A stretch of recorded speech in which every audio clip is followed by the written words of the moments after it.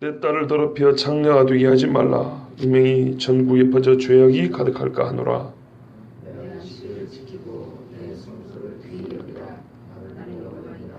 너희는 신접한 자와 박수를 믿지 말며 그들을 추종하여 스스로 더럽히지 말라. 나는 너희 하나님 여호와이니라.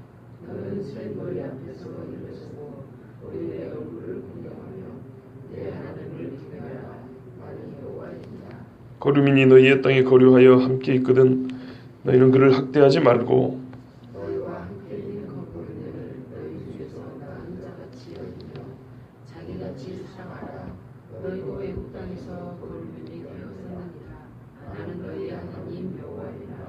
너희는 재판할 때나 길이나 무게나 양을 잴 때 불의를 행하지 말고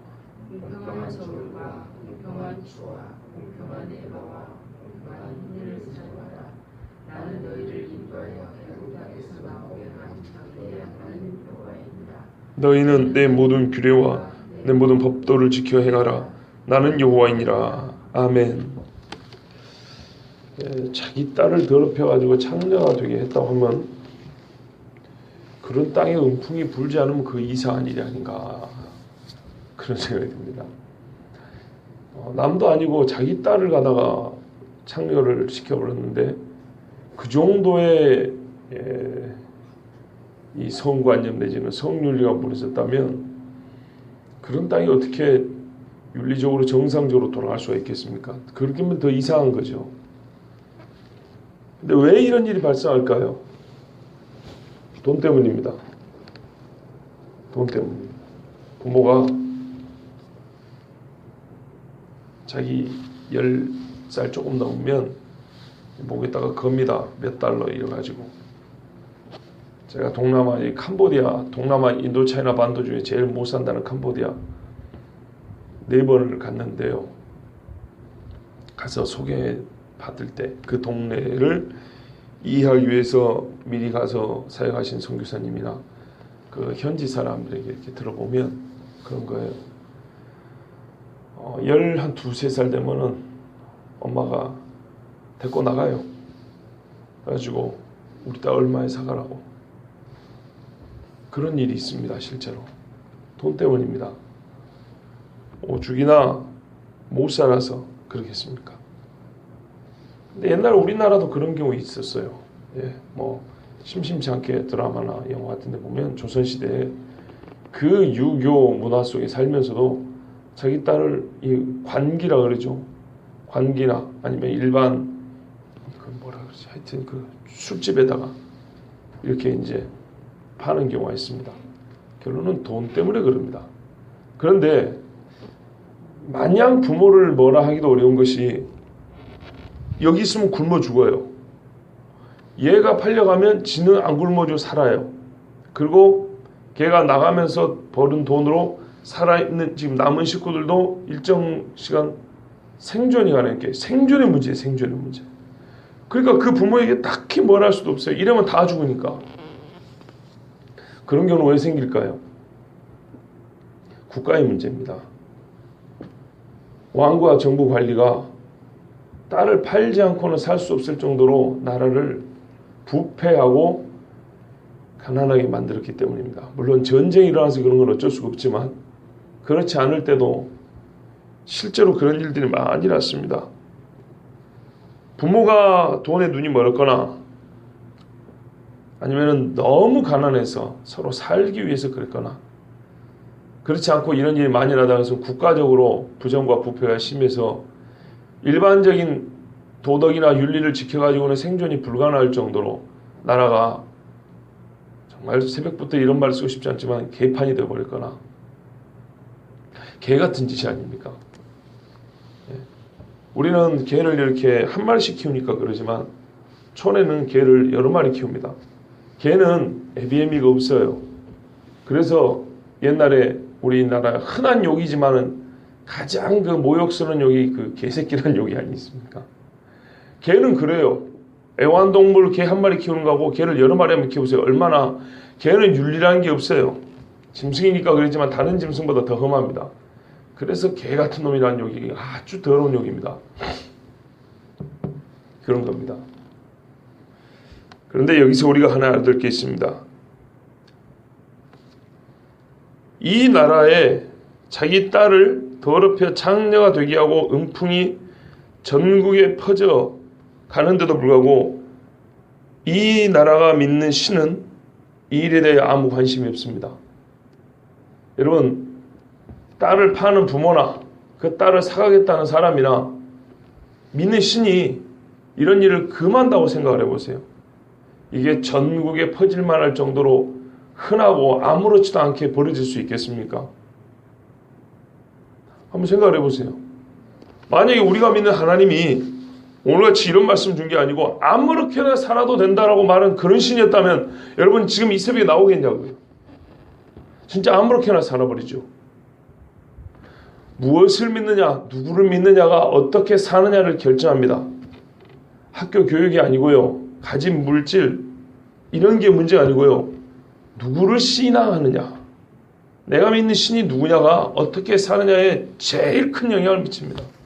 무신론자는 그래서 자기 마음대로 사는 거예요. 내가 신이니까. 그런데 세상에 여러 신들이라고 하는 것은 본시 사람이 만들었기 때문에 가만 보면 다 자기 마음대로입니다. 이들이 믿는 신은 아버지가 딸을 파는 것을 막지 못하고 막아야 할 이유도 가르쳐주지 못합니다. 한 나라나 그 아비가 창녀를 허용하지 않는 그런 가르침을 줬다면 아무리 돈이 필요하다고 해가지고 부모가 딸을 창녀로 파는 일은 없을 겁니다. 그렇죠. 예수 믿는 사람이 철두철미하게 믿을 것 같으면 아무리 돈이 좋아도 어느 정도 선을 딱 긋고 얘기는 안 넘어갑니다. 그렇지 않겠습니까? 여러분 생각을 해보세요. 순교도 하는데 그걸 못 찾겠냐고요. 매우 어렵죠. 정말 이거는 말같이 쉬운 일은 아닙니다. 갈등과 의심과 고통이 따른 이야기지만 그럼에도 불구하고 이겨내요. 왜요? 내가 믿는 신이 그러지 말라 했기 때문에. 그런데 이 정도 되면 이들이 믿는 신은 어떻게 사느냐에 대해 아무 관심도 없고 아무 영향력도 미치지 못하는 아무것도 아닌 겁니다. 특별히 오늘 음풍이 가득할게 할까 음행이 가득할까 해놓고 뒤에 안식일을 지키고 성수를 귀히 여기라 그랬어요. 이 말씀 통해서 볼 때 하나님 앞에 제사 지낸다고 하고 딸을 판 거예요. 이름하여 제사에 동원되었던 신전창녀라는 직업이 있습니다. 신전창녀. 고멜 아시죠? 호세아의 부인 고멜. 고멜이 그런 여자입니다. 일반 길거리 창녀가 아니고 신전에서 상당히 그래도 뭐랄까요, 직급이 있는 창녀입니다. 제사 지낼 때 신과 인간 사이에 주어지는 그런 중보의식, 둘이 신과 인간이 만나는 그 의식 가운데 일정 부분의 사역을 했던 그런 창녀죠. 이게 이방 신을 믿는 데는 거의 대부분 있었습니다. 지금도 밀교 의식이라고 합니다. 밀교, 은밀한 그 마귀를 믿는 그런 종교들에는요, 신전 창녀가 있습니다. 그 여자들과 어떤 성적인 행위를 해야 그들의 신과의 교합 내지는 합일 하나됨이 이루어지고 신을 체험하는 그런 현상이 가능하다. 이렇게 가르쳐가지고 그렇게 합니다. 실제로. 옛날에 중들이 여자를 멀리하지 않습니까? 근데 불교의 어떤 종파는 그렇게 합니다. 뭐 그런 식으로 해갖고 이제 중들의 그런 성욕을 해소하는지는 모르겠지만 그게 인간이 만든 종교입니다. 그들이 믿는 신은 아무런 윤리성을 제공해주지 못합니다. 창녀가 필요한 신이라면 그 개만도 못한 신이니까 굳이 믿을 필요가 없습니다. 왜요? 그런 신은 네 딸을 창녀로 팔아라 이렇게 가르치는 신이니까요. 그런 신을 믿고 그런 신의 가르침을 받는 신접한 자, 귀신을 불러들이는 박수, 이런 사람들을 따르는 바보들이 있어요. 이거를 따르면 스스로 더럽히다 그랬어요. 자기가 장원에서 보십시오. 추종 그랬잖아요. 쫓아가는 거예요. 더럽히려고 쫓아가는 거예요. 더럽혀져도 좋고 아무런 문제를 못 가지고 문제의식을 못 가지고 따라가는 겁니다. 여러분, 신접한 자와 박수는 죽은 영들을 불러내는 사람들입니다. 성경 보면 사무엘이 그 신접한 여인이 불러내니까 땅에서 올라오죠. 그 진짜 사무엘일까요? 거짓말입니다. 하나님의 사람 사무엘이 살아서는 하나님의 말씀 듣고 죽어서는 귀신하고 친한 여자 말을 듣는다는 얘기입니까? 있을 수가 없는 얘기입니다. 하나님께서 그러니까 사무엘 영 네 출장 한번 갔다 와라 하고 자기 품에서 내준다는 얘기입니까? 그것도 땅에서요? 절대 불가능합니다. 성경에 보시면 믿음의 사람들은 죽어서 다 어디로 갑니까? 하늘로 옵니다. 하늘로. 땅에서 온다는 말은 영적으로 벌써 이거는 마귀 쪽이라는 얘기입니다. 요한계시록 보세요. 땅에서 짐승이 문으로 올라오고 바다에서 올라오고 이렇게 돼 있어요. 엘리야는 위로 승천했죠. 에녹도 위로 승천이죠. 땅속으로 그 영혼이 들어간 게 아닙니다. 땅을 썼다는 것 자체가 이거는 귀신의 영이 사무엘을 가장해서 나온 겁니다. 예. 이런데 어떻게 그런 사람들의 말을 듣고 결론은 귀신의 말을 들으러 가겠습니까? 그건 더러운 행위입니다. 하나님께서 나는 너희 하나님 여호와니라 그랬습니다. 전보로 가는 일이 절대로 없기를 바랍니다. 요새는요, 한 15년, 그러니까 2000년이죠. 2000년대가 되면서 나타난 특징이 하나 있는데요. 점쟁이들이 이 깃발 꼽아놓은 집에서 나와가지고 어디로 가냐면 이 공연장으로 갑니다. 특히 영화관. 영화관에 가면요, 한때 2000년이 막 시작하고 몇 년 안 됐을 때 2000년 초반에 조그만 파라솔 세워가지고 점쟁이들이 엄청나게 많았습니다. 예, 저기 강변에 가면은 테크노마트라고 요즘에는 큰 영화관들이 많지만 거기가 거의 유일하게 이제 그 상영관 수가 많은 대형 영화관이라고 합니다. 거기 가면 표권 앞에 어느새 이 점쟁이들 올라와가지고 의자 하나씩 놓고 탁자 놓고요 줄줄이 앉아 있었어요. 그러면 젊은 애들이 영화 보러 와가지고 둘이 이제 연인들끼리 앉아가지고 전 보는 거예요. 아무렇지 않게. 그러더니 몇 년 지나니까 그 사람들이 거기서 점점 없어지더니 어디로 가냐? 인터넷 속으로 들어갔어요. 신문, 인터넷. 예, 이런 데로 들어가가지고 요즘에 휴대폰에도 전보라고 나오는 게 얼마나 많은지 모르겠어요. 훨씬 더 많은 사람들이 뭐 과학시대니 최첨단 뭐 다 말도 안 되는 소리예요. 전 보는 사람이 엄청나게 많습니다. 말로는 재미라 그러죠. 재미요? 뇌리 속에 박혀요.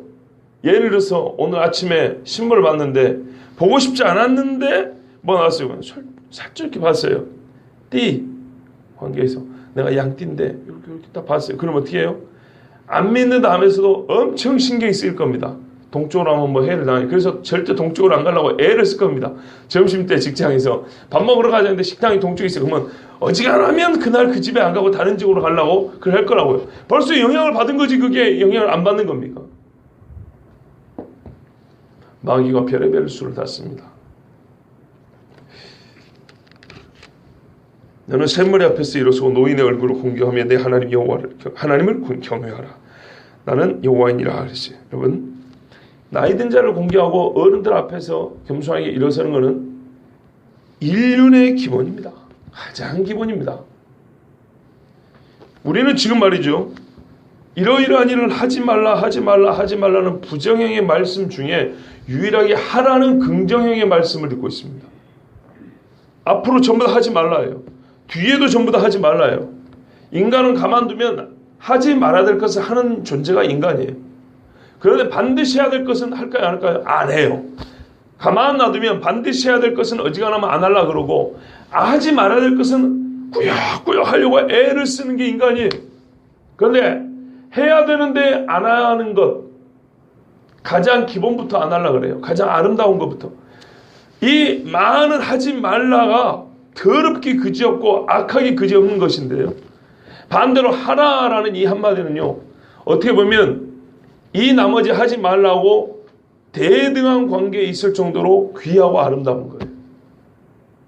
어른을 공경하라는 얘기는 앞에 이 더러운 것들이 더러운 만큼 반대로 아름다운 행위라는 거예요.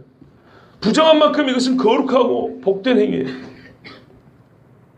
이 모든 악한 것들을 노인을 공경하라 이 한마디가 저울에 달아놓으면 같은 무게를 가질 정도로 귀한 말씀이에요. 어른을 공경하는 사람이 하나님이 말씀하신 이 기본을 지킬 줄 아는 사람은 이 잡다한 것들을 되도록 안 해요. 보통 어른들이 부모라고 한번 생각해 보세요. 부모의 확장형이 어른입니다. 노인입니다. 그죠? 집에서 자기 부모를 공경하는 사람이 밖에 와서 절대 남의 집 부모 학대 안 합니다. 그렇게 함부로 안 합니다. 남의 어른 아무렇게 해야 되는 사람은 자기 엄마한테도 함부로 하고요. 자기 아버지한테도 대충 하는 사람은 밖에 나와서도 그래요. 말버릇이 좀 안 좋아요. 보통 보면.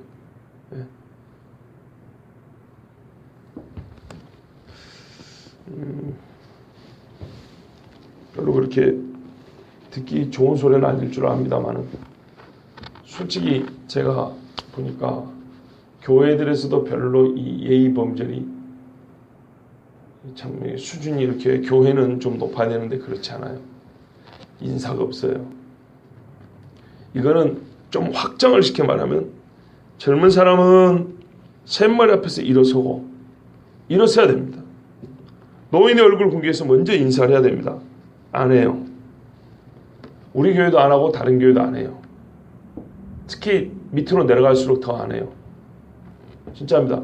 우리 교회 청년들이 저한테 인사 똑바로 한다고 생각하세요? 반은 안 합니다. 제가 먼저 인사합니다. 그러고도 말하자면 예 무슨 이렇게 내가 몰랐다. 조금 겸연쩍은 거 있죠. 자기보다 나이 많은 사람이 먼저 인사하면 그래서 예 이렇게 하는 것도 아니에요. 인사를 받고도 그냥 그런가 보다 이런 경우가 많아요. 우리 교회 어른들끼리도 마찬가지예요. 여러분 위에 손 위가 있고 손 아래가 있어요. 또는 나이를 불문하고 굳이 따지기에는 좀 애매한 그런 나이들도 있어요. 한두 살 차이라든지 어른이라고 하기도 그렇고 아래라고 하기도 그렇고 그냥 보통 또래라 그러죠. 또래라 그래요. 그러면 서로 인사할 수 있는 겁니다. 서로 손 내밀 수 있는 거고요. 근데 제가 우리 교회 보니까 서로 눈도 잘 안 마주치고 인사를 잘 안 해요. 매우 안 좋은 거예요. 문화가 좀 달라졌지만 너희는 거룩한 입맞춤으로 서로 문화하고 이렇게 되는데 여러분 한 교회 다니면서 이 좁은 데서 쫙 멀어가지고 이렇게 손을 들어도 딱 고개만 들면 보이는데 서로 인사를 안 해요. 그럼 어떻게 성도의 교제를 나눌까요? 방법이 있으면 저한테 한번 가르쳐 주십시오. 청년들한테도 교회 비판하라면 별의별 소리를 다 잘합니다. 그럼 어떻게 사는가 보면 자기는 신앙생활 하는 건지 한 달에 한 번 교회 나오면서 교회 비판하라고 그러면 무지하게 잘해요. 헌금도 하는 건지 마는 건지 모르는데 요즘에는 11조를 할 필요가 없느니 교회에서 헌금을 아무 데나 쓰 막 이런 소리 해요. 예? 당회에서 뭔 이야기를 어떻게 하는지 모르는데 지가 장로가 되면 겁나게 잘할 것처럼 막 그렇게 얘기를 해요. 타인과 어른에 대한 공경이 없어요. 이건 단순히 머리를 숙여 인사하는 정도의 얘기가 아닙니다. 질서가 없어요.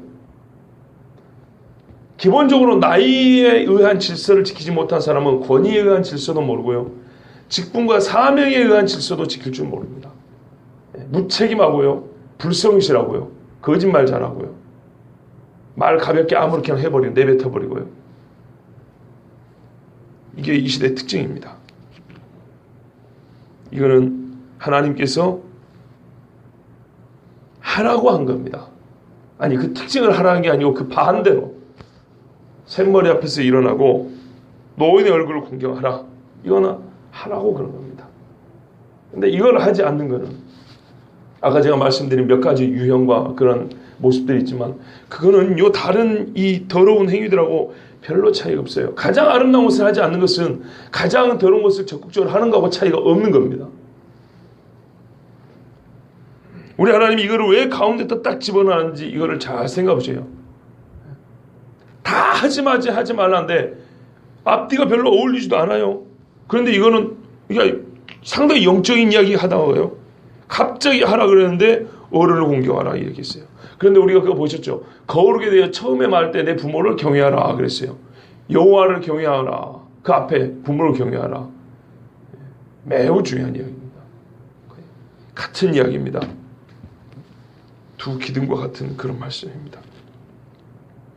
그리고 이제는요, 우리가 쉽게 아무렇게나 대하기 쉬운 사람들, 거류민입니다. 나그네, 밖에서 들어와서 본토인이 아닌 사람,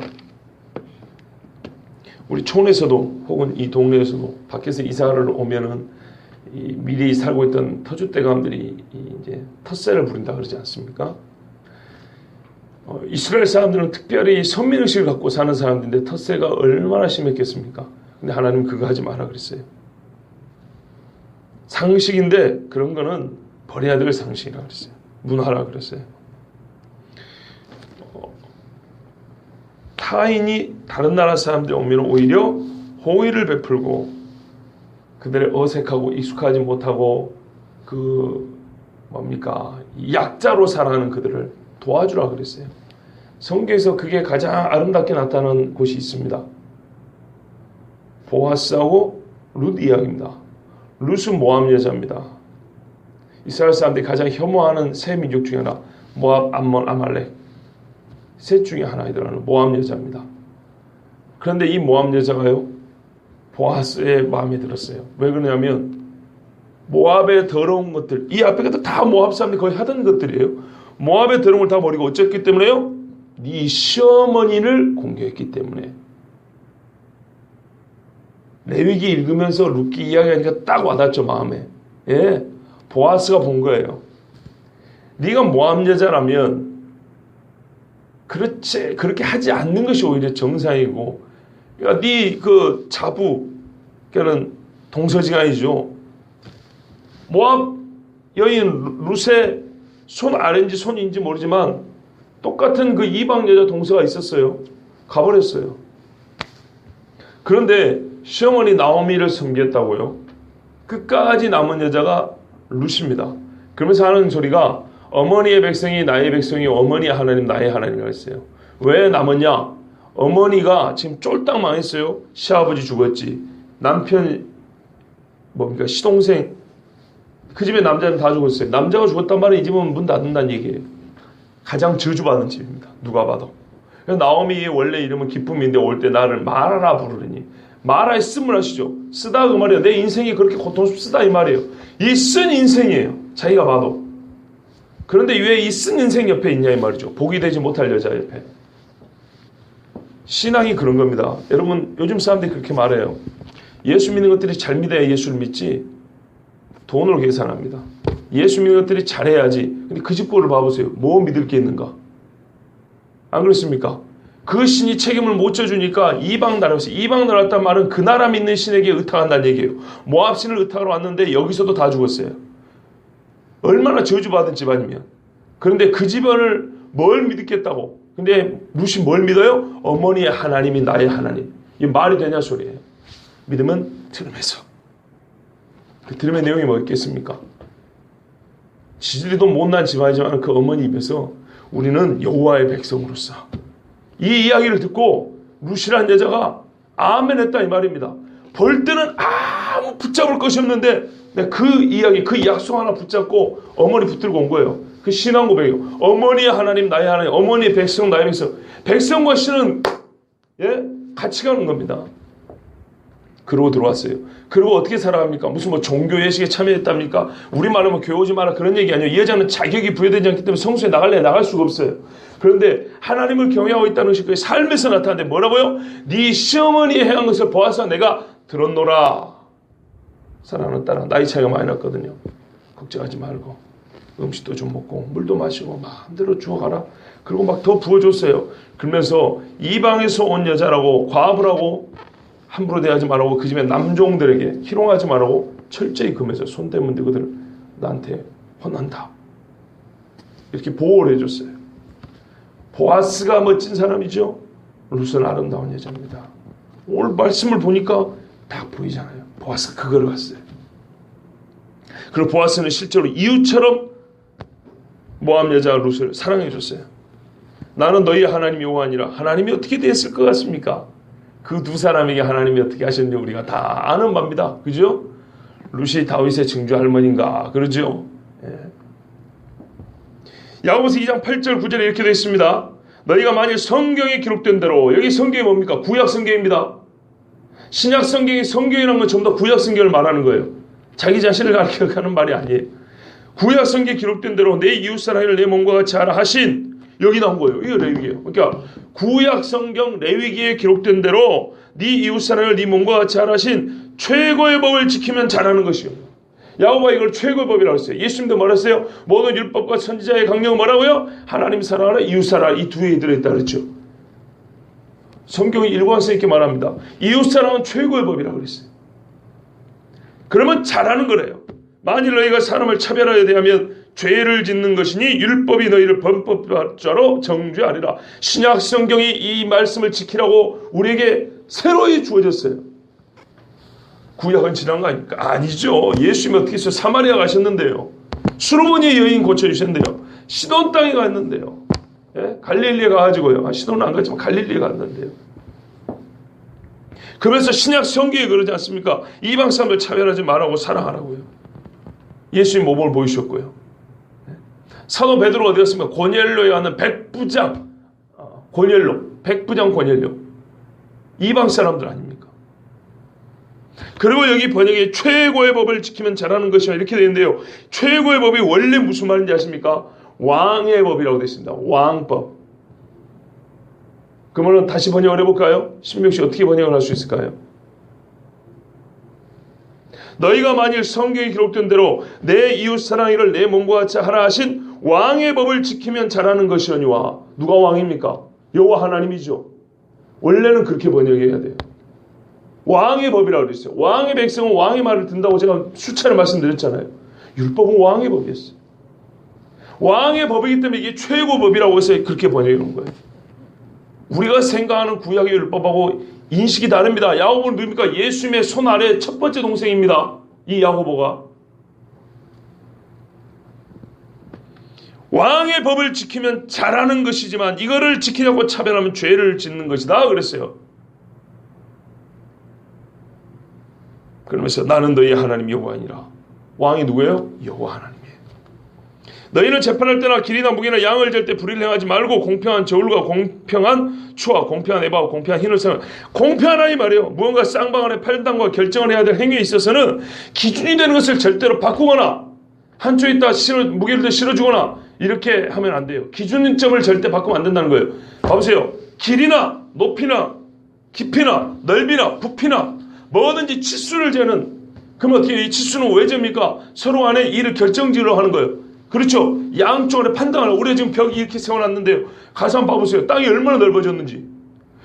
어제 알았어요. 저기 장독대, 어제인가 그제 알았는데, 요 장독대 있죠? 저기 우리 보통 시유지라 알고 있었지 않습니까? 저기 3분의 2가 우리 교회 땅이랍니다. 저 앞에 저기, 그 장독 올려놓은 저 건물 있죠? 문 앞에. 저게 앞에 마당 조금 빼고, 하여튼 저거 자체가 거의 우리 땅이라고 보시면 돼요. 벽도 얼마나 넓은지 봐보세요. 제가 어림잡아 한 10평이 넓어져 버렸어요. 우리 교회 땅이. 세상에. 얼마나 감사한지 몰라요. 그런데요, 저쪽이나 저기나 어디나 모르고도 그렇지만 사람이 알고도 어떻게 해요? 어지간하면 땅 요만큼이라도 더 자기 걸로 바꾸려고 먹줄 튕길 때 약간 안쪽으로 튕긴다든지 담을 쌀 때 약간 들여서 자기 쪽으로 들였는데 안 그러고 밖으로 들여서 하는, 이게 사람의 마음입니다. 알면서도. 무게도 마찬가지예요. 저울추도 마찬가지예요. 도량형이라 그러죠, 이런 거를. 예. 부피나 길이나 하여튼 뭔가 치수를 잴 때는 보통 쌍방 간에 뭐라 그래요? 논란이 되거나 갈등이 있을 때 이거를 해결할 때 보통 이 잣대가 되는 무언가를 갖다 대고 합니다. 근데 이게 잘못되면 어떻게 해요? 그 자체 부정이면서도 연쇄작용을 일으켜가지고 부정과 부당한 이득 내지는 억울한 손해가 계속 반복이 되고 악순환이 됩니다. 그렇기 때문에 이거는 한마디로 이거를 공평을 지키지 않으면 어떻게 하냐? 사회가 전반적으로 쇠약해져요. 예, 사회가 약해져 버려요. 여러분 계속 좋지 않은 음식 한 번 먹어보세요. 2번 먹고 3번 먹고 맛이 들어가지고 중독이 돼버렸어요. 계속 먹으면 어떻게 해요? 그 자체 한번 술을 계속 먹으면 어떻게 합니까? 술 한 번 먹을 때도 취하죠. 그래서 사람이 인사불성돼서 사람답게 못 살지만 계속 이게 반복이 되죠. 그러면은 술에 찌들어서 중독이 돼버리지 않습니까? 그러면 이 사람은 어떻게 해요? 그때뿐만 아니라 남은 인생 전체가 쇠약해져 버려요. 그런 것처럼 이런 도량형을 잘못 이렇게 사용을 하면 그 자체 한번 거짓말한 것도 죄지만은 이게 반복이 되면서 사회가 관계가 쇠약해져 버려요. 하나님은요, 이 땅에서 이 땅을 창조하실 때 물질적인 질서를 주셨어요. 그죠? 물질적인 질서. 날과 날을 나누시고 뭘 먼저 만드시고 뭘 그 다음에 만드시고 그 다음에 관계의 질서를 창조하셨어요. 그게 아까 그 노인에게 이르세라 그 말입니다. 하나님은 물질의 질서뿐만 아니라 관계의 질서도 주셨어요. 이 도량형을 잘못 써버리면 이 자체가 물질의 질서를 해치는 것이면서 관계의 질서를 해치게 됩니다. 사회가 전반적으로 약해져 버립니다. 나는 너희를 인도하여 애굽 땅에서 나오게 한 너희 하나님 여호와니라. 너희는 내 모든 규례와 내 모든 법들을 지켜 행하라. 나는 여호와니라. 여러분, 지금까지 이 모든 19장의 말씀을 하나님은 딱 한 가지 근거를 가지고 말씀하셨어요. 나 하나님 여호와. 다른 거 없어요. 이 말씀을 지키는 것은 나 하나님 여호와를 경외하는 것이고, 지키지 않으면 나 하나님 여호와를 경멸하는 거예요. 다른 게 없어요. 왜냐하면 하나님이 계속 어떤 것보다 제일 많이 말씀하신 게 이거예요. 나는 너희 하나님 여호와니라. 나는 애굽에서 너희를 구하여야 되고 너희가 약속한 하나님이고. 반복했을 뿐만 아니라 딱 한 가지 이유예요. 딱 한 가지 이유를 반복했다면 그게 제일 중요하다는 거, 유일하다는 거죠. 유일. 그렇기 때문에 이 법도를 지키는 것은 하나님을 믿는다는 신앙의 표현이고요. 이것이 바로 하나님의 권한과 주권을 인정한다는 우리의 고백이기도 합니다. 꼭 기억하십시오. 하나님께서는 우리에게 이 모든 말씀을 명할 권한이 있으십니다. 우리에게 이 모든 말씀을 지키면 복을 주실 능력이 있습니다. 이 모든 지키지 않으면 우리를 판단할 수 있는 심판권을 갖고 계신 분입니다. 그리고 벌을 줄 수도 있는 처벌권도 갖고 계신 분입니다. 이 모든 말씀은 처음부터 하나님에게서 나왔고요. 말하면 하나님께로 돌아갑니다. 처음부터 끝이 하나님입니다. 우리는 그 안에 있습니다. 하나님께서 말씀해 너는 이 규례를 지켜 행하라 그랬어요. 하나님에서 시작된 이 규례는 사람에게 타협의 여지가 없고 합의하에서 나온 조약이 아닙니다. 가장 복된 것이 하나님으로부터 나오고 하나님의 절대 주권에서 나왔고요. 이를 지키는 자는 분명히 복이 있을 것입니다. 저는 제 개인적인 생각이지만 솔직히 우리가 땅이 어디만큼인지 알았습니까? 찾을 마음이 있었습니까? 솔직히 별로 그런데 관심 안 가지고 살았잖아요. 근데 어제 불현듯 그런 생각이 들었어요. 하나님께서 복을 주신가 보다. 주시는가 보다가 아니고 진짜로 복이다. 여러분, 땅 한 평이 얼마입니까? 이거를 단순히 돈으로만 계산해도 이게 얼마냐면 거의 한 10평 돼요. 진짜로 저 앞에 장독대 있는 데까지 하면은 제가 이 땅을 잘 모르지만 대충 보니까 10평 되었어요. 예? 그러면 이게 얼마냐 이 말이에요. 그리고 거기에 뭘 할 수 있겠어요? 얼마나 귀하게 그 공간을 사용할 수 있겠어요. 근데 우리가 알지 못하고 별로 찾으려고 애를 쓰지도 않았는데 이렇게 하나님께서 이웃 사람들이 와서 가르쳐 줬어요. 예. 옛날에 여기 먼저 살았던 사람이 측량할 때 이웃 사람 중에 참관한 사람이 있었대요. 이 사람이 통장이 아니라 통장의 남편이랍니다. 통장의 남편인데 이 사람이 그때 있었대요. 알아요. 예. 사실 저것도 대부분이 우리 교회 거라고. 구청에 확인을 왔더니 구청 직원이 온 거예요. 3분의 2가 사유지인데요. 그 사유지인데 누구 사유 거냐? 교회 땅이라는 거예요. 국가에서 인정을 해주고. 야, 여러분 다 모르셨죠? 예, 뭐 저야 뭐 당연히 모르지만 얼마나 이게 참 감사한지 모릅니다. 우리가 알지도 못했고 생각도 없었던 것을 하나님께서는 기가 막히게 찾게. 물론 이제 이걸 어떻게 사용하느냐는 우리 또 기도하고 지혜를 가져야 되겠지만 참 하나님께서 정말 우리에게 복을 주시는구나 라는 그런 생각이 어제 담벼락을 보면서 그런 생각이 들었습니다. 여러분, 여호와의 규례를 지키십시오. 다르게 말하면 우리 교회가 이 부족한 사람이 함부로 판단할 수는 없지만 우리가 조금 하나님 보시기에 아름다워지고 있나 보다. 조금이라도 하나님 보시기에 옛 부정과 죄를 벗고 하나님 보시기에 너희가 이제 좀 더 복을 받을 만하다고 그런 생각이 드시는가 보다. 만약 이 일이 하나님으로부터 시작된 걸 인정한다면 저는 그렇게밖에 생각이 안 됩니다. 모든 일이 하나님께 영광이요, 하나님께 감사하고 또 하나님 앞에서 거룩한 오늘 하루가 되기를 축복합니다. 기도하겠습니다.